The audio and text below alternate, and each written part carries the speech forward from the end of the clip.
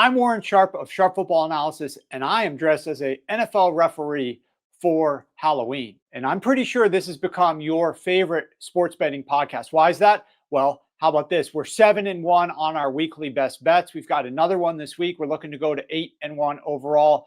We're looking to go to 30-10 since we started this show.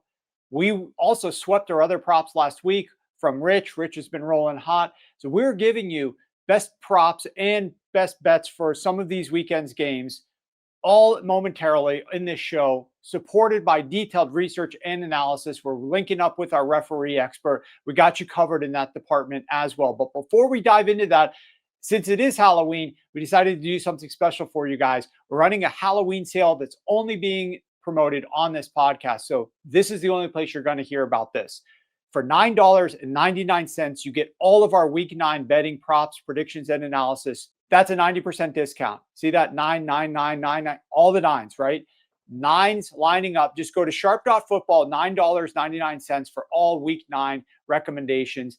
This offer is only advertised here and is going to end soon, so don't miss out on that. Today, we're going to be breaking down some of the biggest games, sharing some bets and analysis for these. We're going to be hitting on the massive clash between Josh Allen and Patrick Mahomes, the Chiefs versus the Buffalo Bills. We're also going to be hitting on the Broncos, Texans, the Colts, Steelers, the Vikings, Lions, the 49ers, Giants, the Falcons, Patriots. Before we get into that, let's recap last week's winner who won $100, selecting the first touchdown in the Chiefs Commanders game. That first touchdown was Kareem Hunt, and Daniel L. won the $100. How can you win $100? Well, comment below who you think scores the first touchdown in this week's Monday Night Football game between the Cardinals and the Cowboys. And if you're right, we'll select a random winner to get $100 added to your NoVig account. If you don't have a NoVig account, see the link in the description below. Click on that, and you can get $100 added to your account when you sign up, plus have a shot at winning $100 by selecting the first touchdown in the Monday Night Football game between the Cardinals and the Cowboys. So a couple $100 for you there. A lot of best bets for you on the way. Make sure that you're tuned in. Let's get on to the show.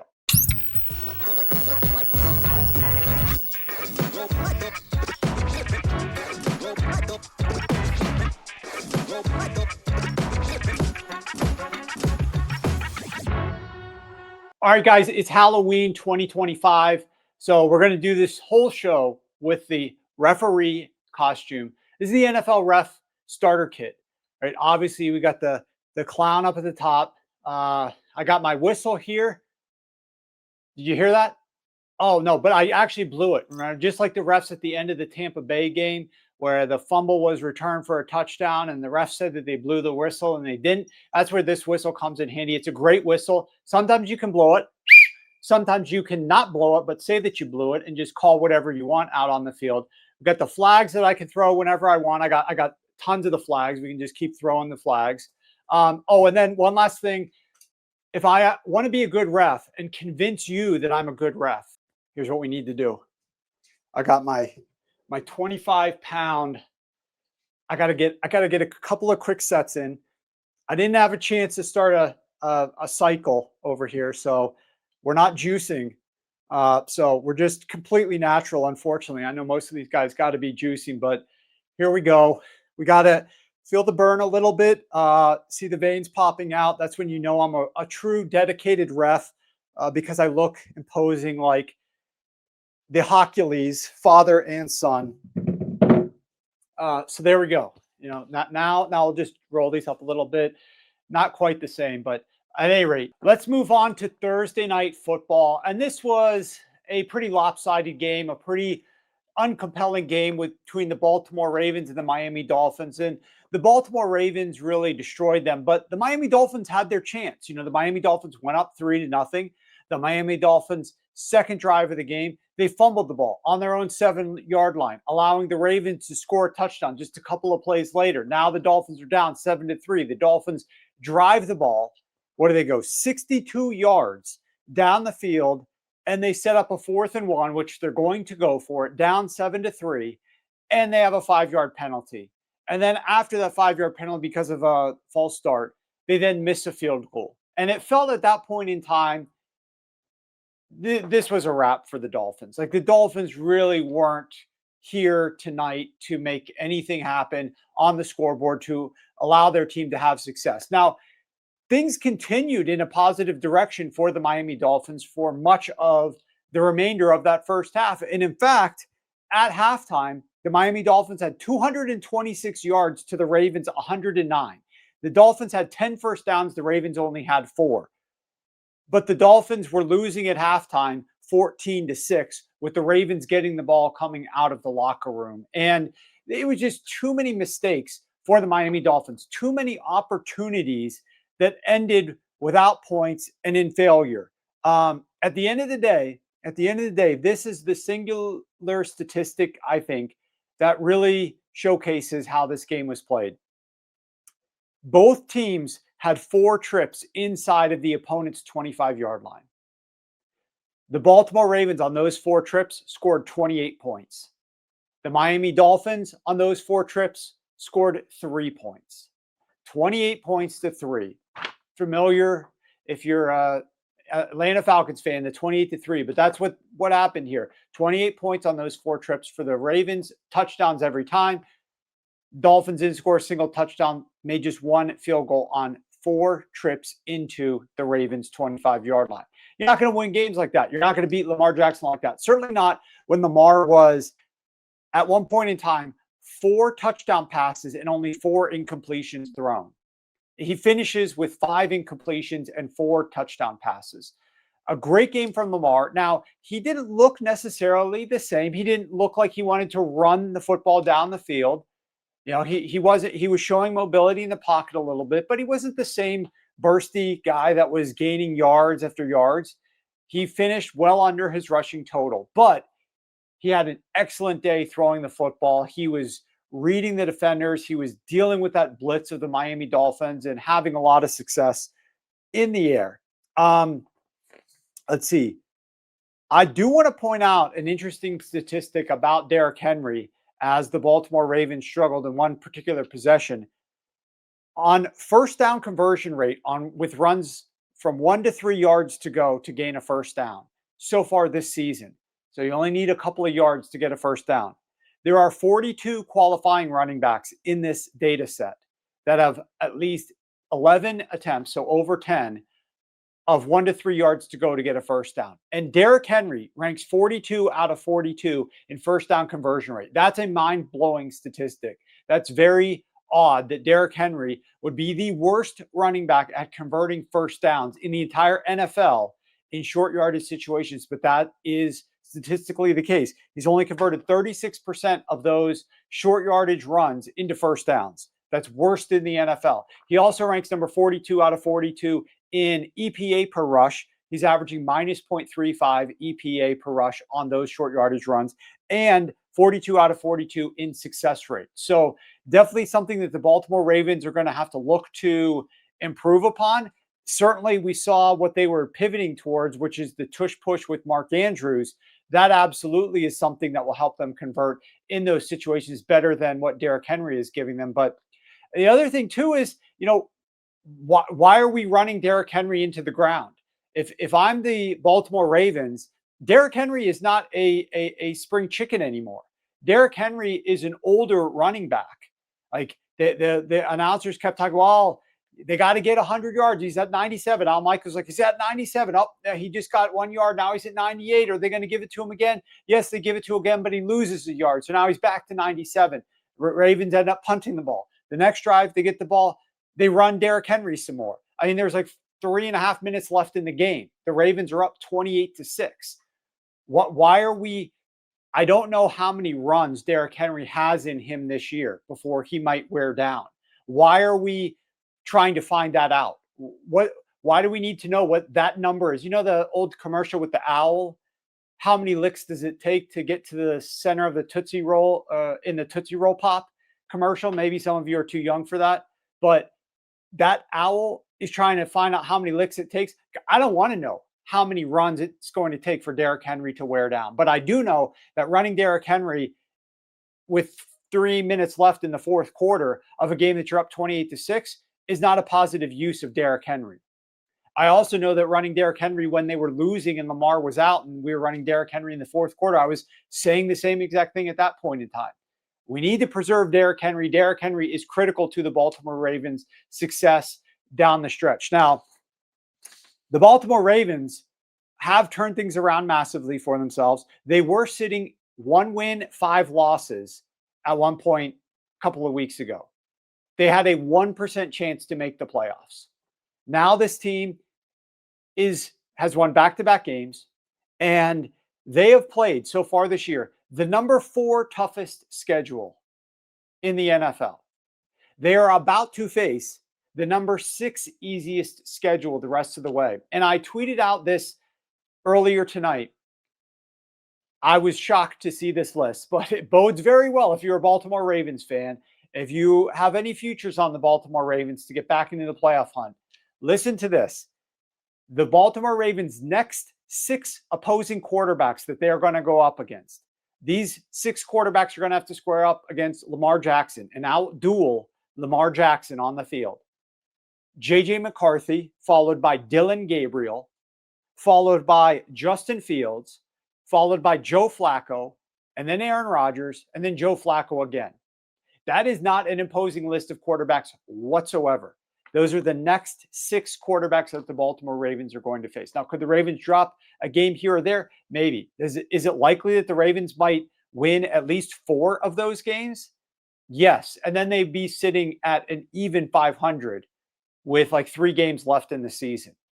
Could they win 5 of those games? Absolutely. Then they have a winning record with just a few games left to go in the season. And probably because of the difficult schedule that the Pittsburgh Steelers are going to play, going to win the AFC North. They're already favored to win the AFC North. So if you're a Ravens fan, like you've gone into the darkness and you're emerged on the other side, in my opinion. Like this dominant win and getting Lamar Jackson back, and you hopefully slept well last night and woke up on Halloween morning and you're feeling great. Hopefully you now feel great because you've got Lamar back. He is healthy. His hamstring is no longer an issue. He's got extra time to rest for his next opponent, which is going to be the Minnesota Vikings and J.J. McCarthy. And they've got this easy schedule over the next 6 weeks of quarterbacks. And they've got an easy schedule through the rest of the season, the 6th easiest schedule the rest of the way. Baltimore is on track to have a lot of success the rest of this season. So kudos to them. As it relates to the Miami Dolphins, don't really even want to discuss the Dolphins' future. Mike McDaniel, I don't know that it matters that much. Is his team going to fire him? When are they going to fire him? All this stuff, I have no idea. And it's all just speculation anyways. And does it matter to any of us? No, it doesn't. Because the Miami Dolphins aren't going anywhere this year. The Miami Dolphins are going to have success this year. And I'm not really sure what the best end result is for the Miami Dolphins this season, right? It seems like it's going to be without Mike McDaniel, but which coach are they going to bring in? Will they still have Tua? What will it be with Tua in the future? I mean, it's all just speculation. It's too early to even think about it. So the biggest takeaway is the positivity around the Baltimore Ravens, Lamar Jackson, and the future for this team. Really probably going to make the playoffs now after going 1-5 to start the season. Going to be a lot of fun in Baltimore if they can get that done. With that being said, make sure that you guys are subscribed to the show, both on YouTube as well as over on your favorite podcast platform. And let's start breaking down some of the key statistics and analytics that are going to help decide some of these games on Sunday. It's Halloween today, and we have something special for all of our listeners to celebrate. Right now, you can get all of my Week 9 NFL betting recommendations for just $9.99. Week 9 for $9.99. You see how we're doing that? Go to sharp.football and click the link in the description to get more details. Last week, I swept my NFL sides and totals going 5-0. And over the last 4 weeks, my computer totals are 7 wins to 1 loss. That's 86%. It's been an incredible season so far for our subscribers. We are up $4,422 for every $100 better. I feel great about this week's card already. Do not delay. Get on board today. This discount is only available to listeners and will not last long. So go to sharp.football or click the link below to join for just $9.99. That's a 90% discount. Get it before it's gone. Before we break down some of our favorite bets of the week, let's talk about some of these games from a more analytical focus. And first up, let's talk about this big game between the Detroit Lions and their rival, the Minnesota Vikings. Now, there's big splits and big matchups here on both sides of the ball when the quarterbacks are dropping back to pass. Jared Goff ranks number one in the NFL this year against the blitz, but he has been very sensitive and very bad against pressure. Now, that might seem like one and the same to some people, but they're vastly different things.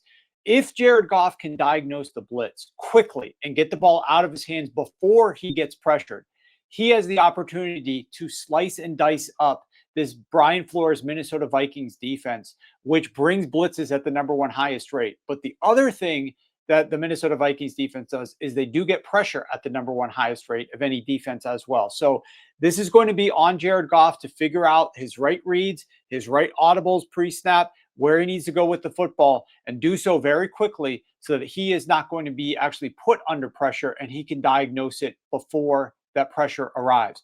On the other side of the ball, there are some interesting splits as it relates to JJ McCarthy in his first game starting. So far this season, the Minnesota Vikings have massive splits themselves versus the blitz. They're about league average when they are not blitzed, but when they are blitzed, their efficiency with McCarthy and Wentz combined drops to dead last in the NFL, number 32 against the blitz. So completely different from Jared Goff, who's number one against the blitz. This Minnesota Vikings passing attack is dead last when they are blitzed. That's going to be an issue because the Detroit Lions do blitz at a slightly above average league rate.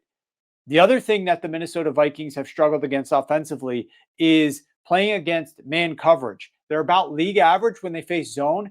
Their efficiency passing the football drops all the way down to number 31 when they play man coverage. And the Detroit Lions certainly play above average rates of man. So the Lions playing above average rates of man and blitzing at above average rates could potentially cause problems for JJ McCarthy dealing with those blitzes and the man coverage.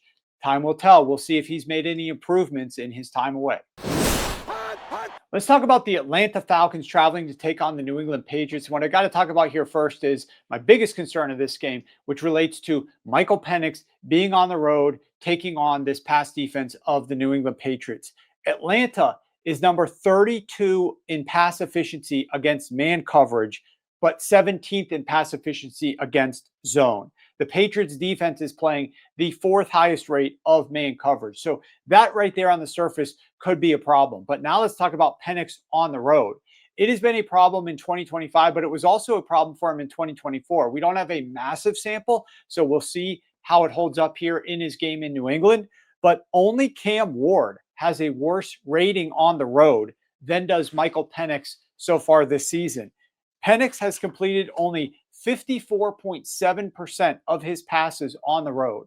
That ranks 31st in the NFL. He's averaging only 5.8 yards per attempt. That ranks 29th in the NFL. And he has a league low 1.1% touchdown rate on the road. We'll have to see the health of some of his wide receivers. They may need to lean a little bit more on the run game of Bijan Robinson here if Michael Penix is struggling on the road, as he has done in the past. But the only issue is that Atlanta likes to run using some outside zone as part of their base offense.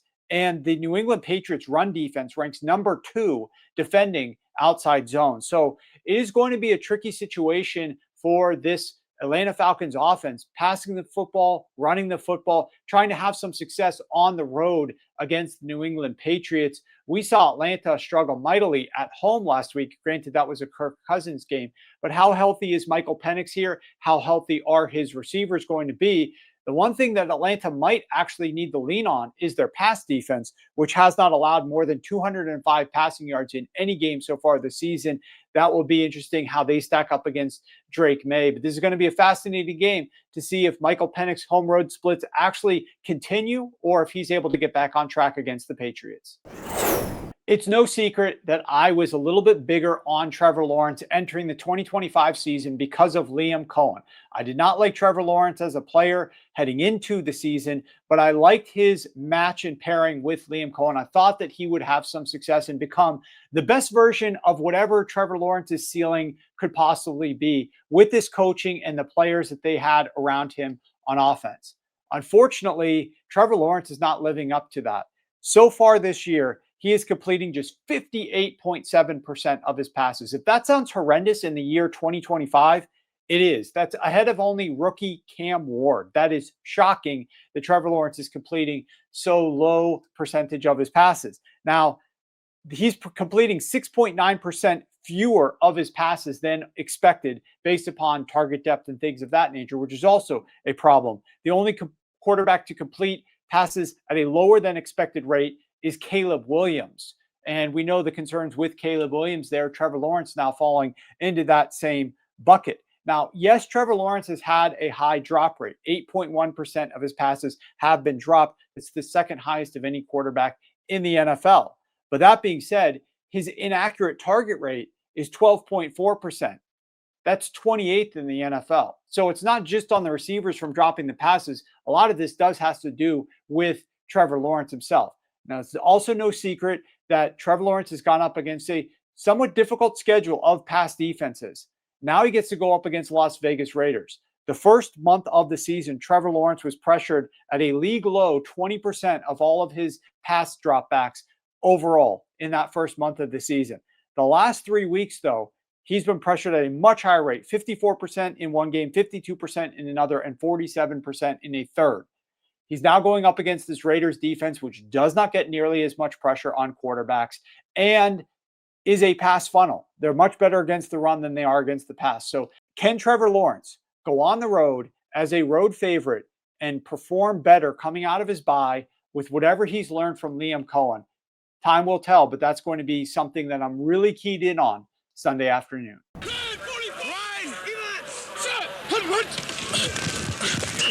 All right, you guys have heard the saying, pressure busts pipes. Well, we're going to see which quarterback can handle the pressure on Sunday afternoon when the Houston Texans play host to the Denver Broncos. This game, in my opinion, if it's not turnovers, is going to simply come down to which quarterback can handle the pressure the best. When Houston has gotten pressure on opposing quarterbacks, they have allowed a league low 33% completion rate, 33% if they get pressure, and a 38.6 passer rating. Bo Nix has been massively sensitive to pressure, the quarterback for the Denver Broncos. He's completing just 44% of his passes when he's being pressured. That's 25th in the NFL for just 4.3 yards per attempt. That ranks 30th in the NFL. What does Bo Nix do under this pressure? Does he try to figure out ways to keep the offense ahead of the chains by maybe using his legs a little bit more and scrambling, or figuring out some other strategy with Sean Payton to get rid of the ball quickly so that he doesn't get under pressure? It's going to be interesting to see their game plan there. On the other side of the ball, you've got CJ Stroud going up against this Denver Broncos defense. Denver's pass rush ranks third in pressure rate and first in sack rate, and 29% of their pressures result in sacks. That's the highest rate of any team in the NFL. This is a big juxtaposition for CJ Stroud. Last week, he went up against the San Francisco 49ers, who do not get pressure at all. They're one of the worst pressure teams. Their defense has been annihilated with injuries. We saw this team struggle mightily once Fred Warner went down on the defensive side of the football, and they have had troubles getting pressure on opposing quarterbacks. That is not going to be the case here with the Denver Broncos. The offensive line that CJ Stroud is operating behind is not going to hold up nearly as well as it did last week. The run game is probably not going to be nearly as successful as it was last week. So what is CJ Stroud going to be doing behind center in terms of trying to figure out ways to get rid of the football so that he is not pressured? Because like I said, if the Broncos get pressure, they destroy you. They 29% of their pressures result in sacks. Sacks equals punts. You got to avoid pressures from the Denver Broncos. How is CJ Stroud going to do that behind this line? So both sides of the ball, I have massive question marks about the pressure. That's something to watch out for on Sunday afternoon.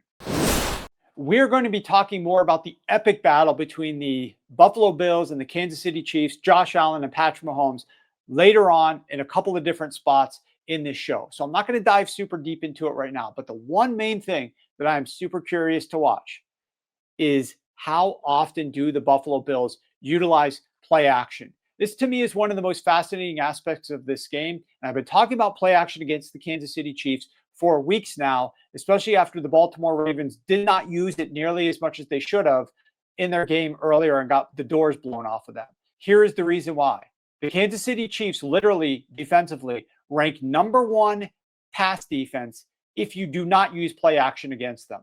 But they rank number 32 in pass defense if you do use play action against them. We're talking about moving from the best to the worst based upon whether or not the opposing team utilizes play action.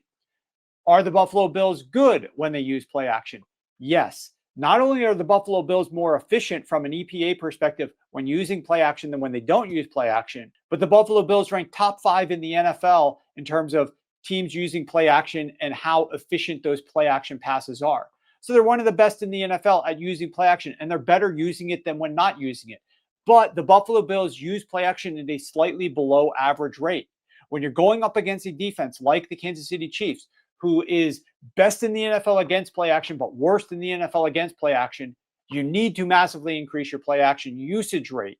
But I don't know if the Buffalo Bills are going to do it. The Baltimore Ravens didn't do it. Will the Buffalo Bills figure this out? What will Josh Allen's splits, play action versus non-play action, be? Will I have to record another video at the beginning of next week sharing the data that showed how great Josh Allen was using play action, but how infrequently they used play action against the Kansas City Chiefs? I hope that's not the case. I hope the Buffalo Bills crank up their usage of play action, but we will see. I promise we're going to get into our best bets right on the other side, but I got to share one little other nugget related to the Pittsburgh Steelers versus the Indianapolis Colts. The Indianapolis Colts are the number 3 best team against the blitz. The Pittsburgh Steelers blitz at the number 3 highest rate. The Indianapolis Colts are actually better and more efficient when teams blitz them than when teams don't blitz them. So this to me seems like a pretty straightforward path. If you're Mike Tomlin and the Pittsburgh Steelers and you see a team that is the 3rd best when blitzed and is better when blitzed than when not blitzed, the Pittsburgh Steelers should drop their blitz rate down from the 3rd highest in the NFL to a rate that is going to allow them to have more success, which is reducing their blitzes. However, the Pittsburgh Steelers just played a team that is almost a carbon copy of the Indianapolis Colts versus the blitz, and that was the Green Bay Packers last week. Jordan Love was the number 1 best quarterback in the NFL against blitzes. Mike Tomlin and the Pittsburgh Steelers blitzed Jordan Love at their highest rate in any game the entire season. And it backfired massively. Jordan Love averaged 12.7 yards per attempt against the blitz. He completed 3 touchdown passes, no interceptions against the blitz. When the Steelers didn't blitz, Jordan Love's yards per attempt, his EPA per attempt, he didn't throw a single touchdown when the Steelers didn't blitz. But the Steelers just, with Mike Tomlin, this defensive coordinator, they just do what they do. They think that this is who we are, and they do not make adjustments enough. So that's one thing that I'm going to be watching for here. Did they learn any lesson at all after getting blown out in the second half, sending too much pressure, too many blitzes against Jordan Love, and getting their defense ripped apart through the secondary by Jordan Love passing the football? I tend to believe that Mike Tomlin is going to come in here. If they hold Jonathan Taylor to 70 yards or less on the ground, Mike Tomlin's going to call that a success. It feels like what their main objective is going to be, stop the run. We've got to stop Jonathan Taylor, and that'll give us a shot. And then let's blitz Daniel Jones. Does it work? We will see. Daniel Jones might turn into a pumpkin. We will see. But so far this year, the Indianapolis Colts have been outstanding against the blitz. Shane Steichen has really helped Daniel Jones a ton deal with blitzes. And if it's the Pittsburgh Steelers trying to make some adjustments based upon their opponent or based upon lessons learned last week, they should lower their blitz rate. I'm really going to be curious to see if they do that.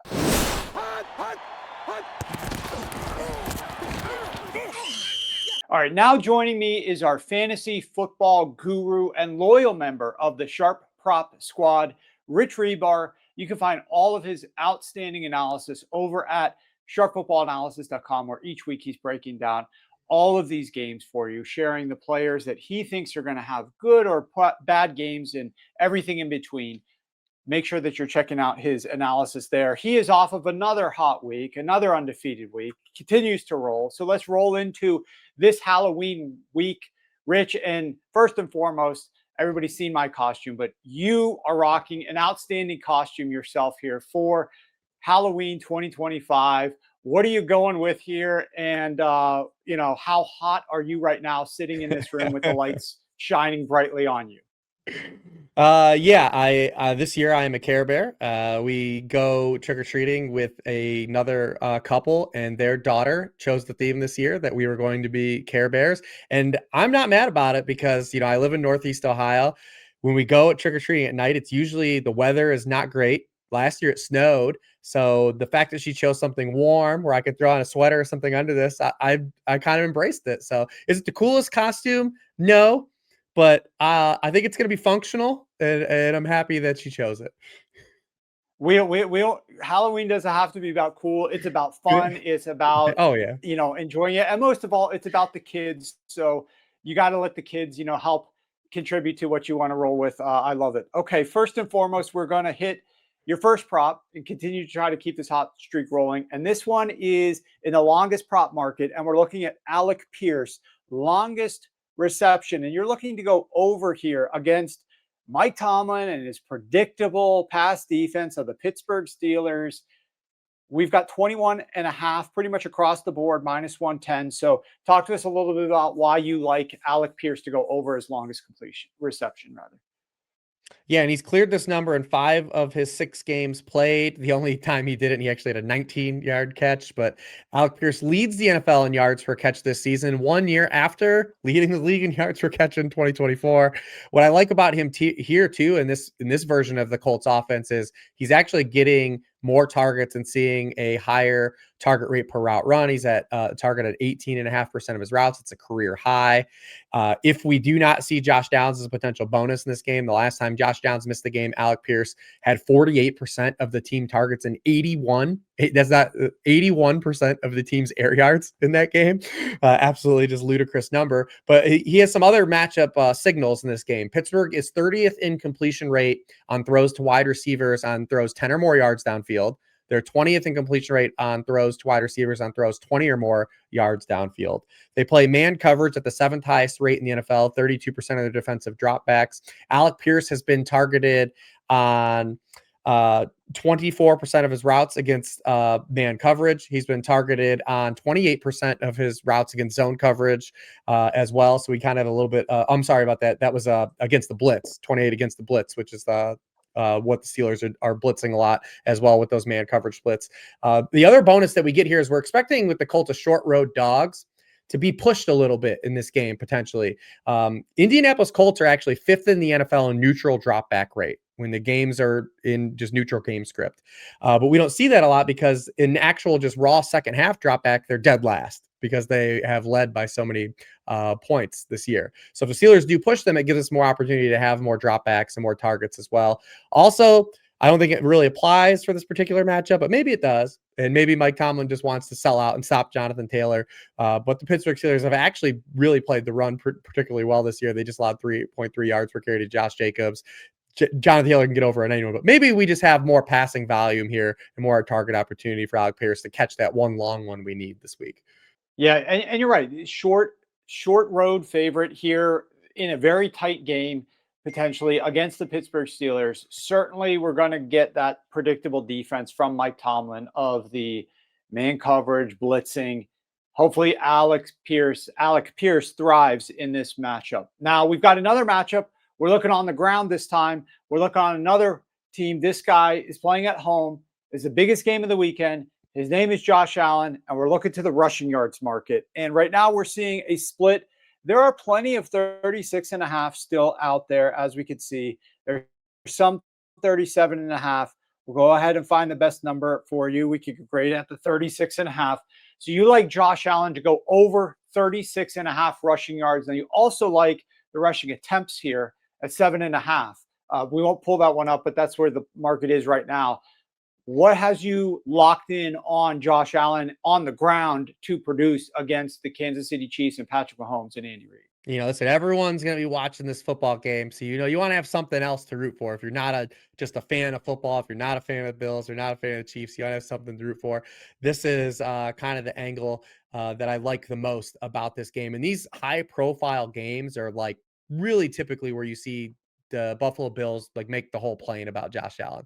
Josh Allen really kind of takes over in these big spots and is the entire offense. And in these particular matchups, because these teams have such a a consistent rivalry playing twice a year the past 4 years, we have seen you look at the coordinators and the way they play these teams, kind of a lot of consistency in the way Steve Spagnuolo's played Josh Allen, and then a little bit of variance of what Sean McDermott's done against Patrick Mahomes. But Josh Allen has used his legs a ton in this particular matchup. He averages 10.4 rushing attempts per game against the Kansas City Chiefs, with double-digit rushing attempts in 7 straight matchups that these teams have faced. That's resulted in him averaging 54.1 rushing yards per game. The fewest rushing yards he's run for in this matchup, in this rivalry, is 32 yards. He has a 9.5% scramble rate against the Chiefs, 5.4 designed runs per game in this matchup. You also have kind of the backdoor if you do the rushing attempts with the kneel downs, if you believe that they win this game. But we're not really going down that avenue. While Sean McDermott's played a little more passively against Patrick Mahomes, a lot of teams do. Steve Spagnuolo has been hyper aggressive against Josh Allen. He blitzed Josh Allen on 30% of his dropbacks. He's played man coverage on 35% of his dropbacks. That's allow you to have like kind of those run outs where you can get those scramble yards. And the Chiefs under Steve Spagnuolo have been a team, because they are aggressive, they do allow rushing yards. And once again this year, they are 30th in rushing yards allowed per game to quarterbacks at 27 yards per game.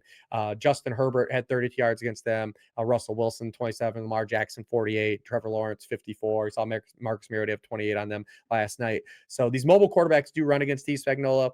I think that you don't put these together. I know anytime gamers see something like this, they're like, hey, that's my parlay. Maybe you can more speak on why you wouldn't put these together, but I like these as 2 isolated bets. It's me just giving you a bonus one, handing you out a little piece of candy, and hopefully it's a Take 5 bar, because those are my favorite to pass out at Halloween. Take 5. I can't complain about the Take 5 bar. I'm a Reese's guy. I love the peanut butter in candy. That's the chalk. That's the chalk. That's the chalk. That's the chalk, exactly. And I'm a big fan of the Take 5 as well, incorporating some of that in there too. I don't mind this one at all. I went back when you shared this one and you liked this one, and we were going to use this as a client play as well. I did a bit of research, and sure enough, Josh Allen, in terms of rushing attempts, double-digit rushing attempts in these matchups. They've now incorporated the tush push into things, so it's not just goal. I mean, he was running at the goal line last week as well. So you get to the goal line, it's easy to do Josh Allen stuff. You have a short yardage, it's easy to do Josh Allen stuff. So that's where the attempts absolutely can come into play here, and then the scramble drill stuff as well. This game is so pivotal to both of these teams, with the potential for home field advantage being determined right here in week 9. Yes, because we know that these teams could end up having similar records. So week 9, this head-to-head matchup is going to be critical. Okay, last but not least, Rich, we've got another receiving prop, but this time we're not going longest reception. We're going total receiving yards.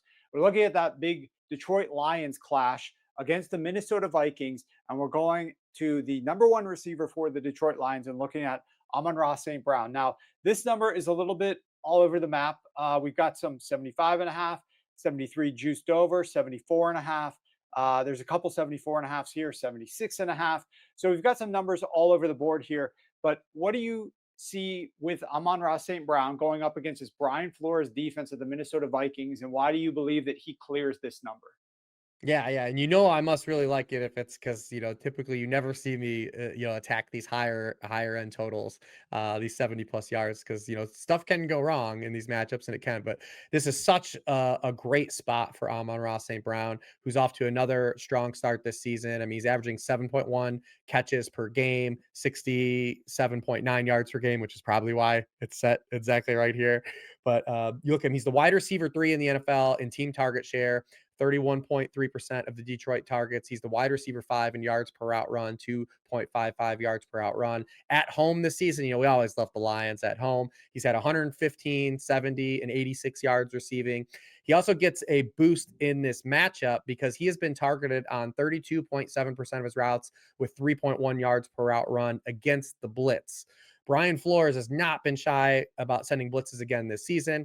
The Minnesota Vikings lead the NFL with a 44% blitz rate. He has blitzed Jared Goff in this matchup on 63.6% of Jared Goff's dropbacks the past 2 years, and with over a 50% blitz rate in every single matchup. In those matchups, Goff has completed 80 7.5% of his blitz dropbacks for 9 yards per pass attempt and 5.7% touchdown rate. Maybe Brian Flores, maybe he shouldn't blitz Jared Goff, but against Brian Flores' defense is Amon-Ra, 106 yards, 144 yards, 112 yards, 77 yards. And in those matchups, as it correlates to the blitz, he's caught 25 of 29 targets. He has a 35% target share against the Minnesota blitzes for 352 yards. That's 4.7 yards per route run against the blitz with 3 touchdowns. So a pretty glowing spot for Amon-Ra St. Brown here. Yeah, I don't disagree whatsoever. I was looking at something with Amon-Ra myself, and clients are going to be looking forward to getting that as well. So, guys, once again, big thank you to Rich for joining us this week. Let's hope he can sweep the board again. He's got several props that have some really good and solid upside for you here. So make sure that you guys are getting right to your sports books as quickly as possible, getting down on these games. Once again, you can find more of Rich's stuff over at sharpfootballanalysis.com. Game previews, analysis, pickups for each week from the waiver wires in part of our fantasy package. His DFS stuff every single weekend is absolutely on point. He gives you directions and specifies specific guys that he thinks is you should target for upside tournaments or stacks and things of that nature and everything in between. You don't want to miss those articles over at sharpfootballanalysis.com. Rich, enjoy the trick-or-treating. You're going to stay warm, so I don't have to say good luck staying warm over in Ohio, but enjoy the trick-or-treating. Hope you guys have fun and get a lot of Take 5 bars. Good luck, everyone. This season, we've partnered with Novig, America's #1 sports prediction market, to give you an exclusive opportunity to try out their platform. They are offered in many states that sportsbooks are not allowed, including California, Texas, Florida, Georgia, and more.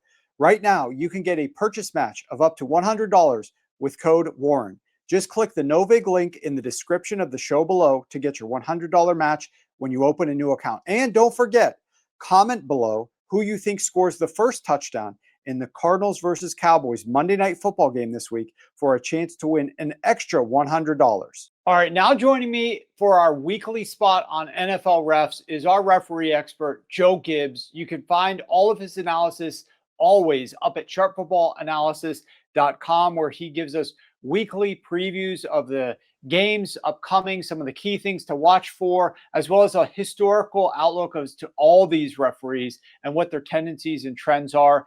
Joe, welcome back to the show for the first game that we're going to be discussing. Well, actually, you know what? Before we get into the first game, I gotta say this. I am sitting here in my clown ref costume, and I'm throwing a flag on the officials for their decisions to have the person spotting the football be standing along the line of scrimmage, not along the first down marker line.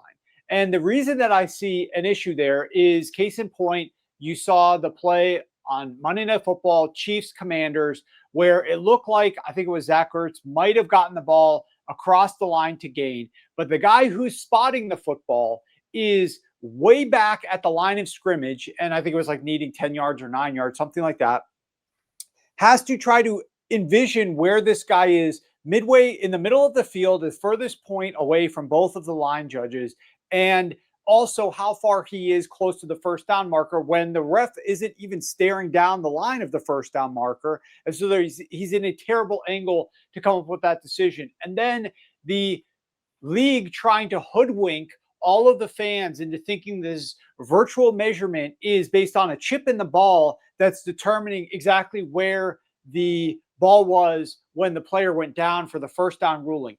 False. No, I'm going to blow the whistle on that. That's not actually how that works. The way that virtual measurement works is the human line judge who's spotting the ball while standing at the line of scrimmage spots the ball. That's his spot of the ball. The measurement just saves, they think, time from having a chain gain, running the chains out on the field to actually determine if where that ref put the ball on the ground was enough for a first down or not. That's all the virtual measurement does. It doesn't actually get the spot right.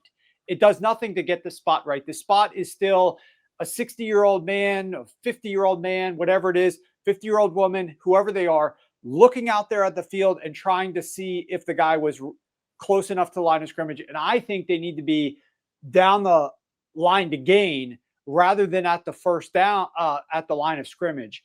that's my opinion on this. What is your take on how they could potentially improve how they're spotting the ball? Because I think we run into issues on a weekly basis as to where these balls are getting spotted. Yeah, we do. I mean, it's an inexact science. It's like everything else. It's a judgment call. Even if you were to take up your suggestion and be standing right there at the first down marker, a lot of the times the ball, you don't even see it. So it's still a guessing game as to where it was. Maybe the guy had it here, but by the time the ref gets his back 2 inches, 3 inches, it's just one of those things that's almost impossible to get perfect every time. And then with the chip in the ball, we were talking about this, it's in the center of the ball. So even when the chip measures it, it's still not factoring in that, 5 or 6 inches each side of where the chip is. So, yeah, you may have an inexact measurement or spot from the referee on the sideline, no matter where they're standing. Combine that with a chip that's not right at the end of the ball. There's always going to be an error here and there. I'm not sure there's much you can really do about it. Well, for starters, I would pay a couple of extra officials to stand there at the line to gain and use 4 people's heads rather than just 2 people who are further away. I agree. It's never going to be perfect, but we got to do something to keep it a little bit closer to being more accurate. Let's hope that we have a little bit more accuracy in this game, Joe. The Denver Broncos, Houston Texans, that's the first game up that you want to discuss. The referee for this game is Ron Torbert. And right now the spread is the Houston Texans are laying 1.5 points. You can take the money line if you don't want to lay the extra half point. The total is sitting at pretty much 39.5 at most spots. There's some 40 out there. What is your take on what Ron Torbert brings to this game and how his presence officiating this game is going to determine the game's outcome? Well, you've got 2 really good defensive units. That's the first thing. And then Torbert's presence on this game simply adds to, I guess, the benefit to those defensive units. I'll run through some numbers here. So his crew right now, 52% of their penalties on the offense. That's above the league average of 46.9%. They're upper tier in those special teams penalties, which leads to less than ideal starting field position. The all-important false start offensive holding combination. I talk about it every week. I'm going to continue to talk about it. Torbert's crew ranked 5th in penalties per game for those 2 categories, which are the all-important ones. 41.5% of their penalties via pre-snap, primarily false start and delay of game penalties. Only 10% of their penalties are called on third down plays. That's big. They do tend to let them play. Defensive holding, defensive pass interference, not a major point of emphasis with Torbert's crew this season. First down penalties, I rarely talk about them because they're the least impactful. This crew leads the league in offensive penalties on first down. 78% of their penalties come on the offensive side of the ball to start drives. That's well above the league average of about 62%. And this has been a years-long trend with Torbert. They always call more offensive penalties on first down than the league average. And you do have more time to overcome those. But you think about it in this particular game, you get those 1st and 15, 1st and 20 type plays with these 2 defensive units. I mean, that's tough sledding. So those are some of the key numbers there. The Broncos themselves, I looked at this. They're on a penalty roller coaster right now this season. After week 2, they had like 8 penalties. Then it went up to 12, down to 6, up to 11. So they're back and forth, back and forth.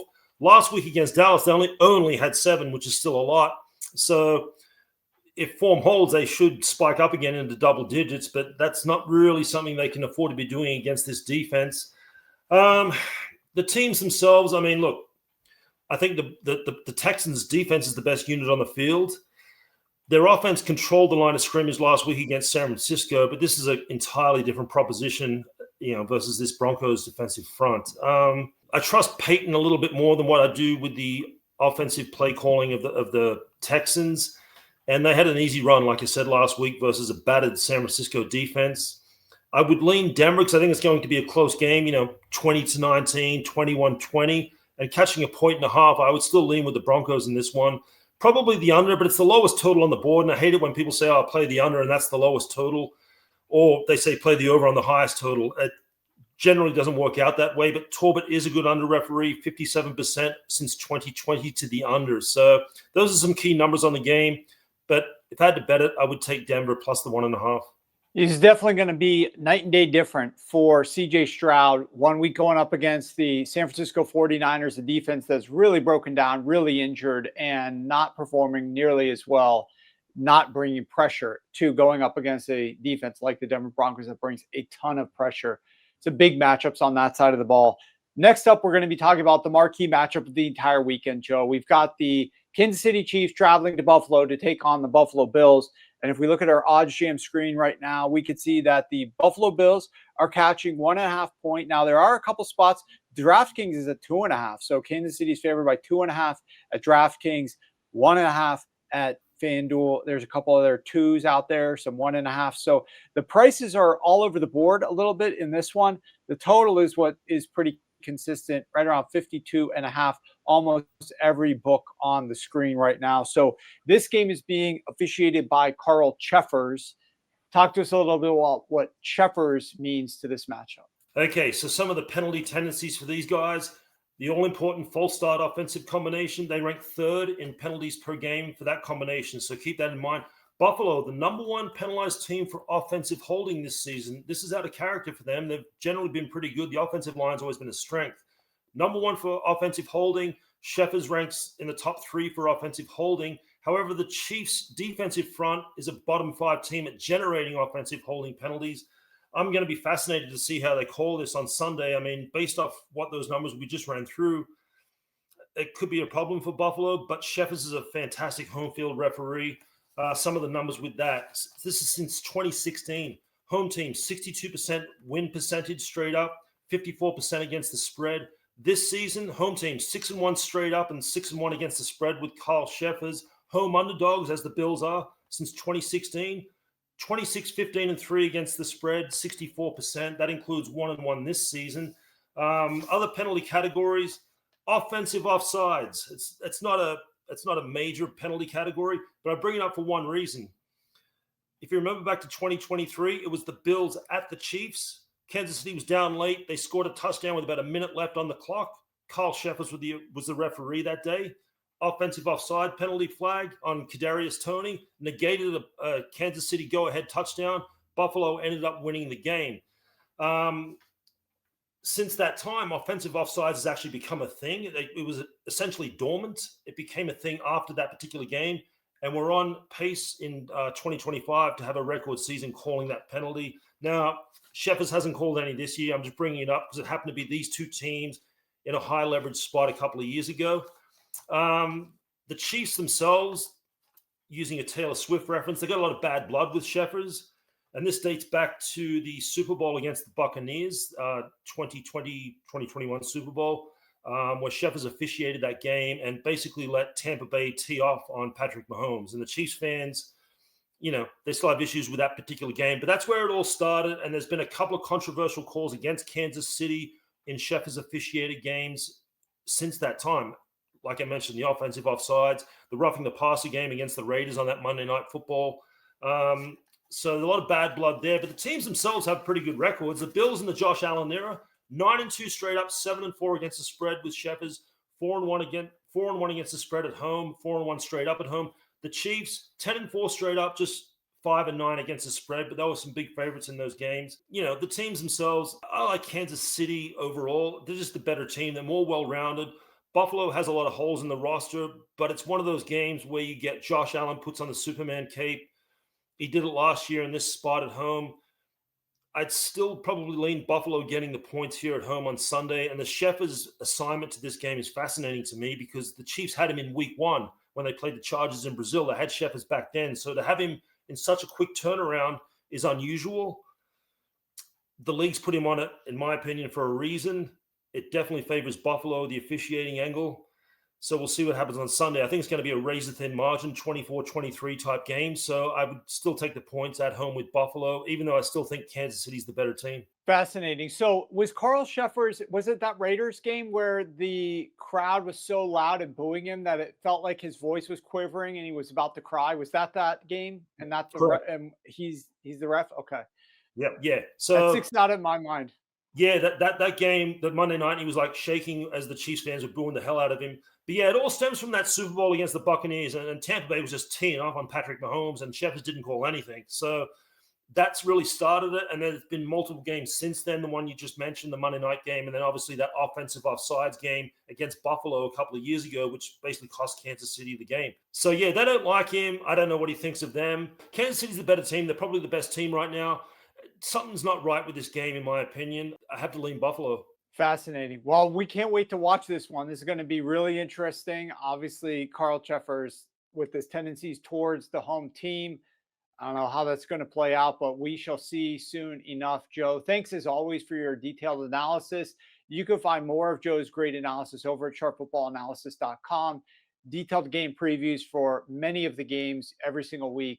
Make sure you check them out there. Good luck this weekend, Joe. Enjoy the games. Thank you, Warren. Today's show has been outstanding, packed with tons of best bets and props. I think we're going to do really well with these, but now it's my turn.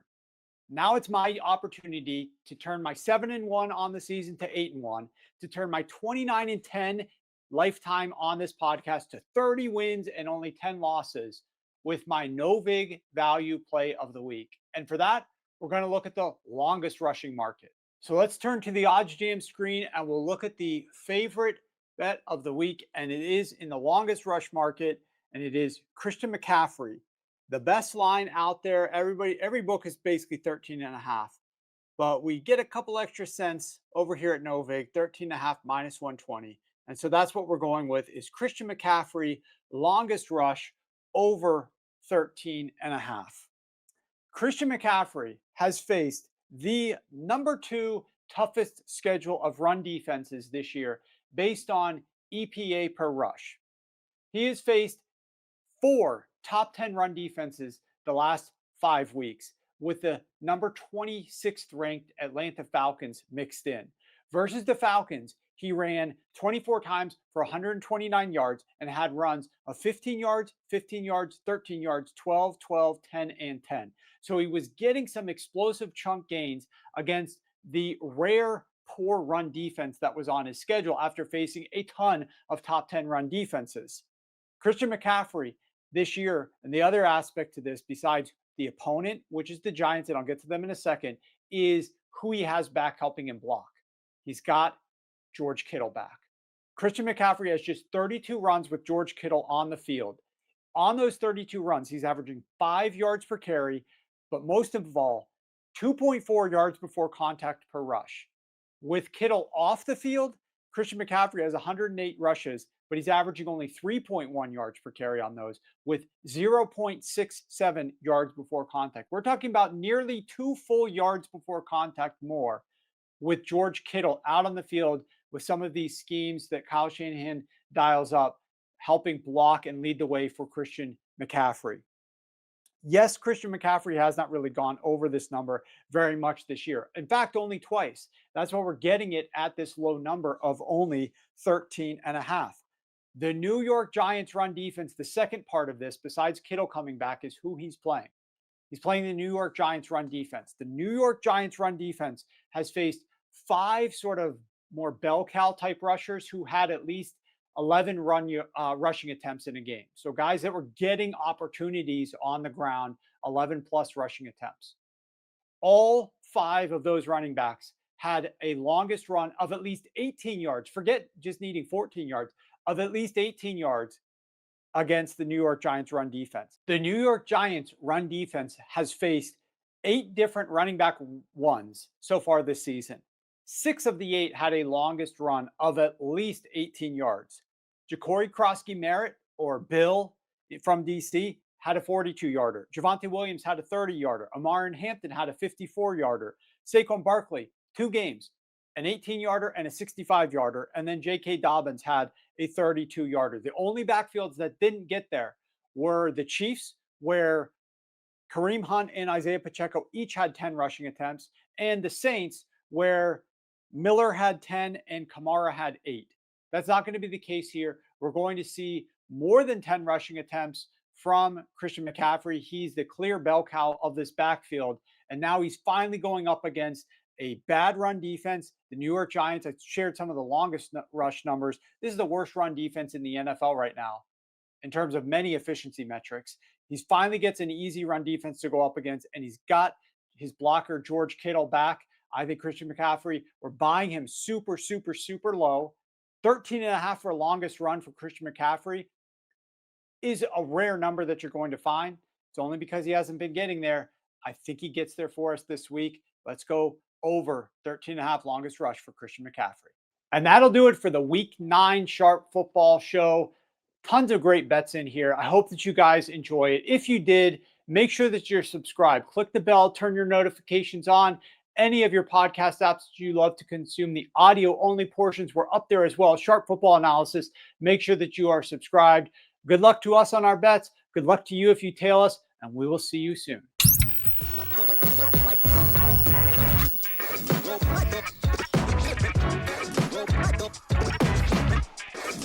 Go,